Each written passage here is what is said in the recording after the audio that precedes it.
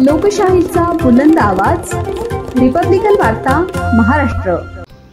खंडणी विरोधी पथकाला पाहिजे असलेला धात्रक टोळीचा मोस्ट वॉन्टेड म्होरक्याला 20 जून 2025 रोजी नाशिक रोड, पळसेगाव, शिंदेगाव आणि नायगाव रोड अशा वेगवेगळ्या ठिकाणी सापळे लावून नमूद आरोपी सुनील उर्फ सोन्या बाबूराव धात्रक, वय 27 वर्ष, धंदा मजुरी, राहणार Srushti society, irrigation colony, Makhmalabad, Nashik हा शिंदेगाव, नायगाव रोड, नाशिक येथे मिळून आल्याने त्यास संध्याकाळी 5:30 वाजता ताब्यात घेतले असून आरोपी हा म्हसरूळ पोलीस स्टेशन, गुन्हा रजिस्टर नंबर 140/2025, भारतीय दंड अन्वये कलम 310(1), 2, 311, 125(ब), 118(2), 352, 351(2), 3, 324(4) सह शस्त्र अधिनियम 1959 चे कलम 4, 25 सुधारणा अधिनियम क 7 या गुन्ह्यातील पाहिजे असलेला आरोपी असल्याचे निष्पन्न झाले।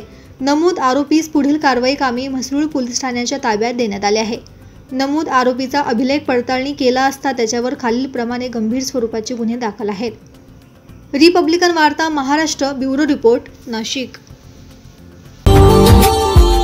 Subscribe now and press the bell icon. Never miss an update.